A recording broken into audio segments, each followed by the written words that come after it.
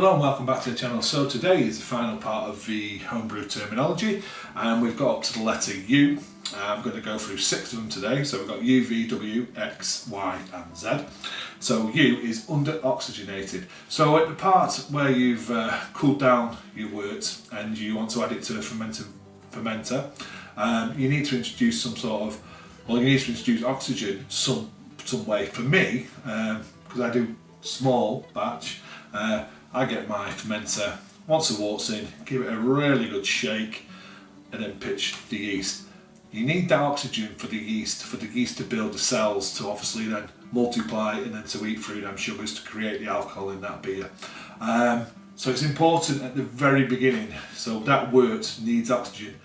It's really dangerous to get oxygen into the fermented beer because that will start to deteriorate the beer and could ruin it. I've spoken about it before.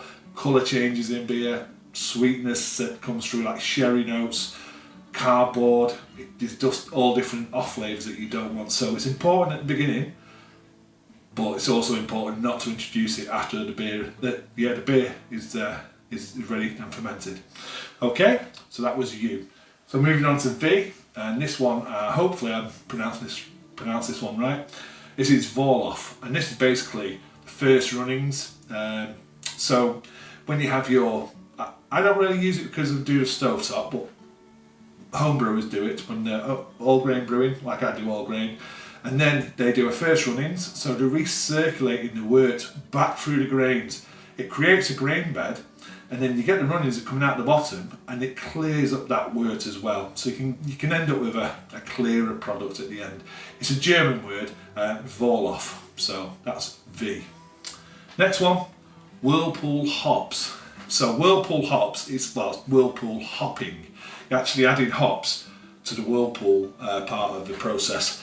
Now whirlpool for commercial brewers is they have a big like whirlpool in there after the boil, and that helps break down, helps separate the trub and the hops, and it sort of has a conical effect after the constant whirlpooling, and then you can get more of the wort away from that, so it does a separation.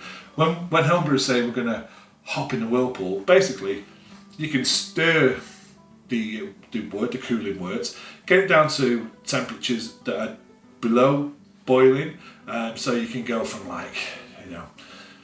90 degrees and below, say down to 60, and the point of that then, you add hops, like a big charge of hops to the whirlpool part, and that is to encourage more flavour and aroma from them hops and less of a bitterness. So like a New England IPA, you would add whirlpool hops, maybe no boil hops, and then a dry hop.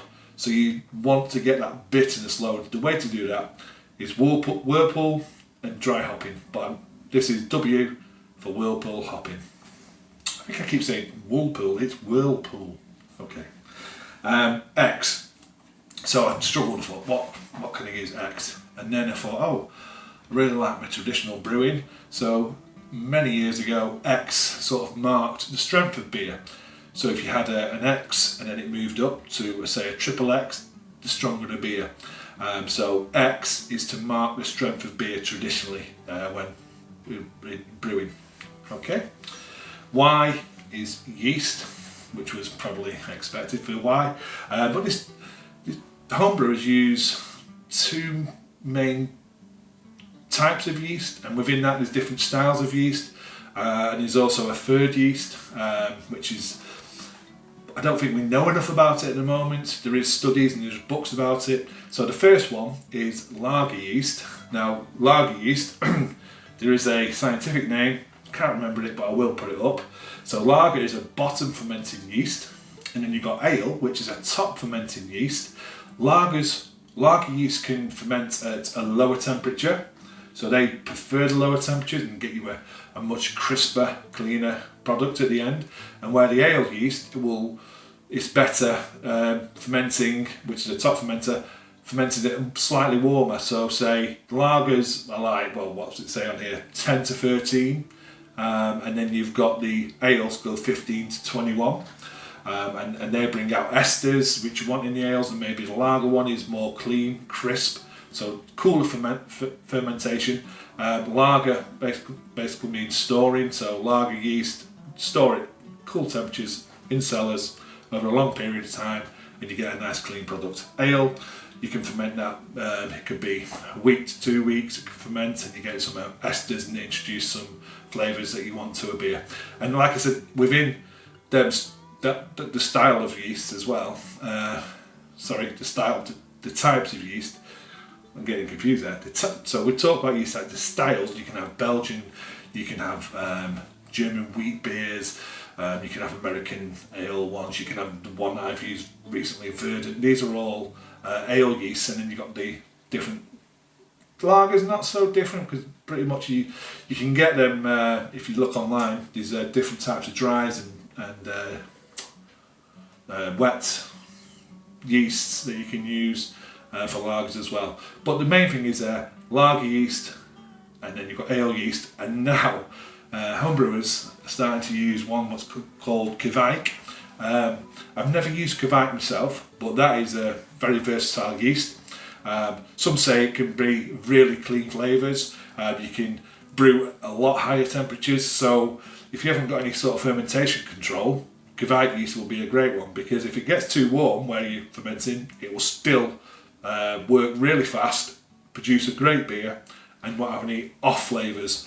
So, and they say it will also work at lower temperatures as well. You can do a lager with Kvike, so it is quite versatile. And they say it doesn't bring a lot of flavours, it's quite a clean yeast. There's others that can bring like an orange flavour to the beer. So yeah, I don't know a lot about it, and I know there's people are still learning about it. It's a Norwegian like farmhouse yeast strain, but it's becoming quite popular now because of its versatility and the fact it can ferment out at different temperatures, and it ferments really quick as well.